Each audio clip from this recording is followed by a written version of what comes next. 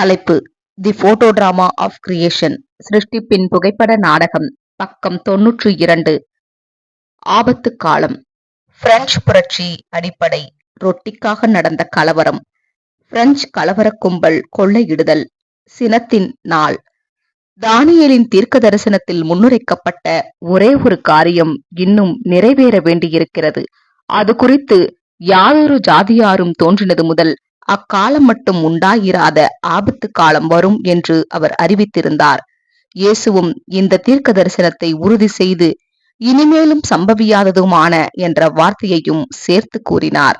மகா உபத்திரவ காலம் வருமேயானால் அப்படிப்பட்ட உபத்திரவங்களுக்கெல்லாம் அதுவே கடைசியான ஒன்றாக இருக்கும் என்பதை அறிவது ஆறுதல் அளிக்கின்றது. ஏனென்றால் அவ்விதமான உபத்திரவம் திரும்பவும் தேவைப்படாத அளவிற்கு அதன் படிப்பினைகள் மிகவும் கடுமையாக இருக்கப் போகின்றன.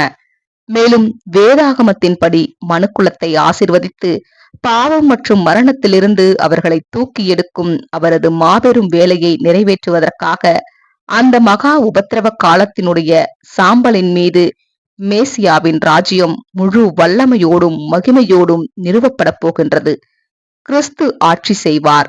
சாத்தான் கட்டப்படுவான். வெளிப்படுத்தல் 20ஆம் அதிகாரம் 1 முதல் 4 வசனங்கள். அங்கும் இங்கும் ஓடும் போது, அறிவு பெருகும் போதும் தேவஜனத்தின் ஞானவான்கள் முன்னெப்போதும் இல்லாத வகையில் தெய்வீக திட்டத்தை புரிந்து கொள்ளுவார்கள் என்று தீர்க்க தரிசனம் அறிவிக்கிறது. தேவ ரகசியம் நிறைவேறும். முத்திரைகள் உடைக்கப்படும். விடியல் தோன்றும். கன்னிகைகளை பற்றின இயேசுவின் உவமையானது இந்த யுகத்தின் முடிவுக்கு பொருந்துவதாய் உள்ளது. தேவ ஜனங்களிடையே கன்னிகைகளிடையே சில புத்தியில்லாத கன்னிகைகளும் இருப்பார்கள் என்று அது அறிவிக்கிறது. புத்தியுள்ளவர்கள் மட்டுமே தங்கள் விளக்குகளை ஒழுங்கமைத்து, அதாவது வேதாகமத்தை ஆராய்ந்து புரிந்து கொள்ளுவார்கள். மத்தேயு 25ஆம் அதிகாரம் 1 முதல் 12 வசனங்கள். வரப்போகும் உபத்திரவத்தை நாம் விவரிக்க வேண்டியதில்லை. எல்லோருக்குமே அது தெரிகின்றது. இது பெரும் பலம் கொண்டவர்களுக்கு இடையே ஆன போராக இருக்கும். ஒருபுறம் பெரும் பணம் படைத்தவர்கள், அறக்கட்டளைகள் போன்றவைகளும், மறுபுறம் மாபெரும் தொழிலாளர் அமைப்புகளும் நிற்கும். இரு பக்கத்தாரும் தயாராகி வருகின்றனர். இரு தரப்புமே இன்னொரு தரப்பினரை தோற்கடிப்பதற்காக போராடி வருகின்றனர். இரு தரப்பும் தாங்கள்தான் வெற்றி பெறுவோம் என்றும் எதிர்பார்க்கின்றனர். ஆனால் இரு தரப்பினருமே ஏமாற்றம் அடைய போகிறார்கள். ஏனெனில் இவ்விருவருமே தோற்கடிக்கப்படுவார்கள்.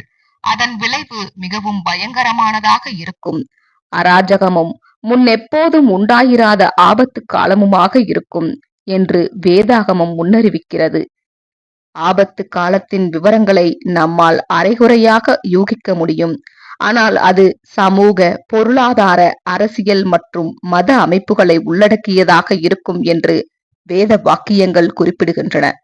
பிரெஞ்சு புரட்சியின் அராஜகம், கிபி 70 நடந்த யூத தேசத்தை தூக்கி எறிந்த அராஜகம் போன்ற சம்பவங்களை காட்டி விரைவில் என்ன நடக்கப் போகிறது என்பதை வேத வாக்கியங்கள் விளக்குகின்றன. மனத்தாழ்மையும் நீதியுமே பாதுகாப்பு அரண்களாக இருக்கும் என்று வேத வாக்கியம் அறிவுறுத்துகின்றது. செப்பனியா 2ஆம் அதிகாரம் 3ஆம் வசனம். ஆமேன்.